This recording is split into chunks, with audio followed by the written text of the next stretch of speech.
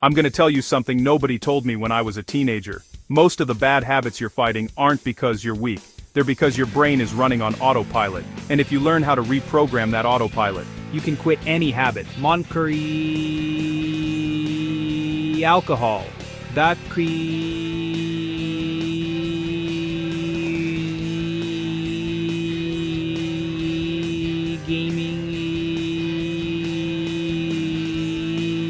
endless scrolling, all of it. So let me walk you through exactly how I broke mine. First, understand this. Back then, my routine looked harmless. School, chores, then straight to the console. I told myself, just 30 minutes. 2 hours later, homework still untouched. The pattern was boredom, then screen, then dopamine. I noticed triggers, after dinner, before bed, when stressed. So I set a simple experiment for 1 week. Every time the urge hit, I walked outside for 5 minutes. I put the controller in a closet across the hall. I wrote a tiny plan card. Train, read 10 pages, journal. By day 4 cravings came, but weaker and shorter. By day 7 I felt momentum, and decided to keep going. I told a friend to check in nightly. Accountability removed the easy escape hatch. I rewarded myself with a Saturday hike. Not a cheat night, an experience that built pride. That week became a month, then a foundation. Looking back, it wasn't willpower. It was design, replacing, adding friction, and building identity one small proof at a time. Do the same, and your loop starts breaking before you even notice. A habit isn't moral or emotional. It's mechanical. It's your brain chasing dopamine on the fastest path possible. When I finally understood that, everything changed. Let's start with something simple. I used to lose hours playing video games. Not because the games were amazing, but because they gave me dopamine instantly. The problem wasn't the game. The problem was, I had nothing better competing against it. So here's the first rule. You don't eliminate a habit. You replace it. If you take gaming away but your life stays empty, your brain will always crawl back to it. But if you fill that space with something that makes you feel proud, training, learning a skill, building something, your brain picks the new reward. When I replaced gaming with training, it wasn't willpower, it was physics. My body liked the new reward more. Here's how to replace gaming, step by step. Pick a competing activity that gives progress. Make it stupid easy to start. 2 minutes. Set a trigger. After school. Shoes on. Gym. Stack a reward. Quick shower. Protein shake. Track tiny wins daily. Dopamine from progress. Schedule social proof. Train with a friend. Remove cues. Unplug console. Store it in a closet. Design your room around creation, not consumption. After 2 weeks, your autopilot reroutes. You won't crave screens. You'll crave reps. If injured, swap training for skill practice. Muscle the principle, not the activity. Replace late-night scrolling with a book in bed. Set your phone to charge in another room. Make the better path obvious, available, and attractive. Second rule, lower the friction to do the right thing. Raise the friction to do the wrong one. If I wanted to quit watching porn, I didn't just say, I'll stop. I removed every easy path, turned off private browsing, installed blockers, stopped being alone with my phone at night, and suddenly, the urge wasn't stronger than me. It was just inconvenient. Same thing with social media. I deleted the apps from my home screen, moved them to a folder 3 pages deep, turned off notifications, and boom! Checking them became annoying instead of automatic. Add steps between you and the vice. Hide the queue.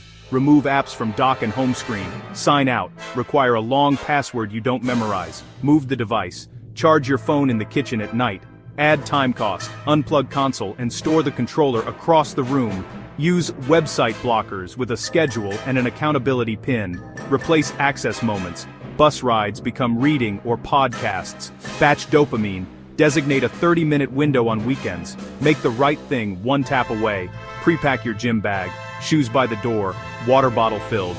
Create social friction. Train with a friend who expects you. Review weekly. Increase friction where you slipped. Reset your environment nightly.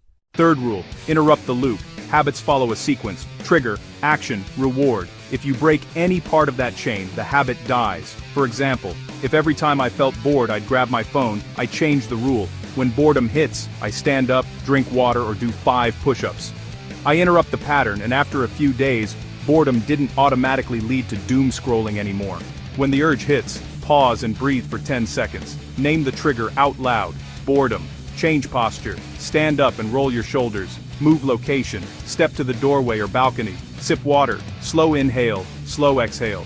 Do a 30-second task, push-ups, plank, or squats. If in public, walk to the bathroom and wash your face. Replace with a micro goal. Read 1 page or write 1 sentence. Start a 2-minute timer and commit until it ends. Reward, tick the habit tracker, tiny fist bump. If you slip, log it without shame. Spot the link you missed.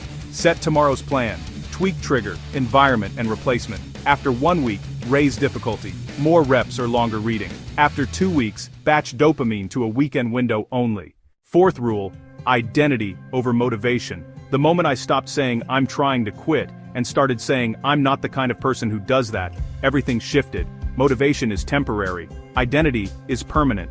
If you see yourself as someone disciplined, someone building their future, someone working on becoming unstoppable, bad habits stop fitting your character, and the brain rejects what doesn't match your identity. Identity is built by actions repeated daily. Call yourself the type, then prove it. Say, I'm an athlete, a builder, a reader. Design rituals that reinforce that identity. Morning, make bed, hydrate, 5-minute mobility. Afternoon, focused block, phone outside room. Evening, journal 3 wins. Plan tomorrow. Guard inputs. Unfollow junk. Subscribe to mentors. Dress the part. Environment that signals standards. Use language. I don't, not I can't. Create streaks. Identity bonds to consistency. Tie identity to service. Help someone weekly. Visualize future self. Act as if today. When tempted, ask, what would he do? Then do the smallest step immediately. Write it on a card. Carry it. Read it morning and night. Identity first, evidence daily. Momentum inevitable. Last rule, and this one is the killer. Make your life exciting. A boring life will always lead you back to cheap dopamine, but a life with purpose kills addictions by itself. When I started training, working on projects, leveling up my body, reading, and taking my goals seriously, things like porn, alcohol, and endless gaming lost their power. Not because I forced myself, but because they simply weren't interesting anymore. If you want to kill a bad habit, don't fight it. Build a life where you don't need it. Your brain isn't your enemy, it's waiting for you to show it a better reward. And the day you do, that's